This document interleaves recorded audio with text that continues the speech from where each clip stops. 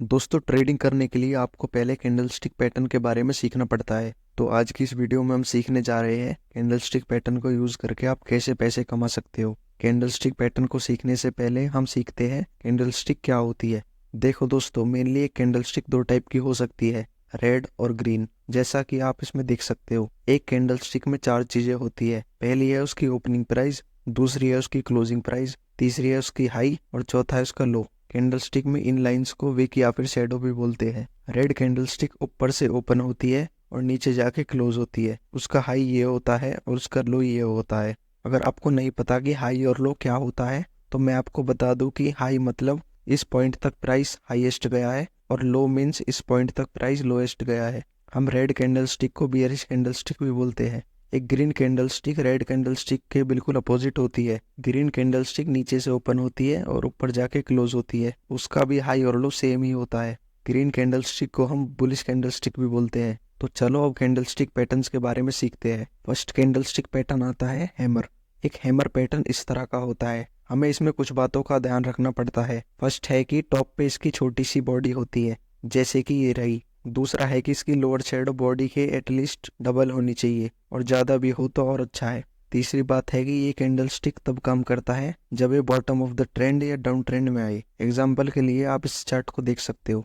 इस चार्ट में आप देख सकते हो कि डाउन ट्रेंड चल रहा था और फिर एक हैमर कैंडलस्टिक बन गई और आपको पता है कि ये एक बुलिश कैंडलस्टिक है। तो देखो, यहाँ से ट्रेंड चेंज हो गया। सेकंड कैंडलस्टिक आती है हैंगिंग मैन। ये कैंडलस्टिक पैटर्न हैमर के जस्ट अपोजिट होता है।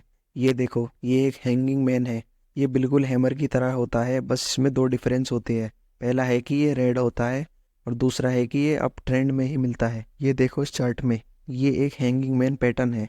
पहले का ट्रेंड बुलिश ट्रेंड था, फिर इस पैटर्न के बन जाने के बाद एक डाउन ट्रेंड आया। थर्ड पैटर्न आता है एंगल्फिंग पैटर्न। एंगल्फिंग पैटर्न दो टाइप के होते हैं। पहला है बुलिश एंगल्फिंग पैटर्न और दूसरा है bearish engulfing pattern. Bullish engulfing pattern एक बुलिश पैटर्न है, मतलब कि ये डाउन ट्रेंड में आता है और उसे चेंज कर देता है। ये पैटर्न एक बात बताता है कि sellers are engulfed by buyers, यानी कि ये जो ग्रीन कैंडलस्टिक है वो इस रेड कैंडलस्टिक को पूरी तरह एनगल्फ कर ले।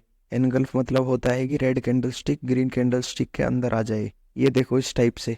दूसरी टाइप की कैंडलस्टिक पैटर्न है बियरिश एंगल्फिंग पैटर्न। ये पैटर्न अप ट्रेंड में बनता है और उसकी डायरेक्शन चेंज कर देता है। इसका मतलब ये बियरिश पैटर्न है। बियरिश एंगल्फिंग पैटर्न ऐसा दिखता है।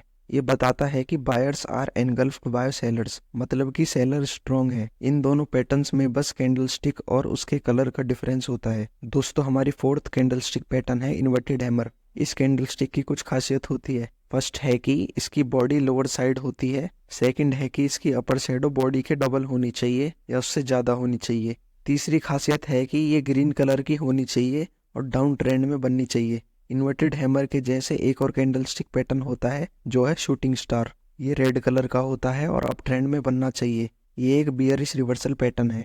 तो अगला कैंडलस्टिक पैटर्न एक थ्री कैंडलस्टिक पैटर्न है, जिसके भी दो वर्जन्स होते हैं। फर्स्ट है मॉर्निंग स्टार। ये कुछ इस तरह का दिखता है और ये बुलिश रिवर्सल पैटर्न है। इसमें फर्स्ट कैंडलस्टिक रेड होती है जो सेलर्स का डोमिनेशन बताती है। फिर सेकंड कैंडलस्टिक बनती है जो रेड और ग्रीन कोई कलर की भी हो सकती है। ये कैंडलस्टिक डोजी भी हो सकती है। फिर आती है थर्ड कैंडल जो ग्रीन कलर की होती है और बायर्स का डोमिनेशन बताती है। इसमें हमें ध्यान रखना पड़ता है कि ये थर्ड कैंडल फर्स्ट कैंडल के मिड लाइन के ऊपर जाके क्लोज करे। ये एक रेयर पैटर्न है और ये चार्ट्स के बॉटम या फिर डाउन ट्रेंड पर बनता है। तो दोस्तों, इसमें ये हमारी सेकंड पैटर्न आता है इवनिंग स्टार। ये एक इवनिंग स्टार पैटर्न है। इसमें फर्स्ट कैंडलस्टिक ग्रीन होती है जो बायर्स का डोमिनेशन रिप्रेजेंट करती है। सेकंड कैंडल भी इसमें कोई सी कलर की भी हो सकती है। थर्ड कैंडलस्टिक एक रेड कैंडल बनती है जो सेलर्स का डोमिनेशन रिप्रेजेंट करती है। इवनिंग स्टार चार्ट्स में आपको टॉप पर बनते हुए दिखाई देंगे। ये सारे पैटर्न्स जो मैंने आपको बताए हैं वो ट्रेडिंग के लिए सफिशिएंट है।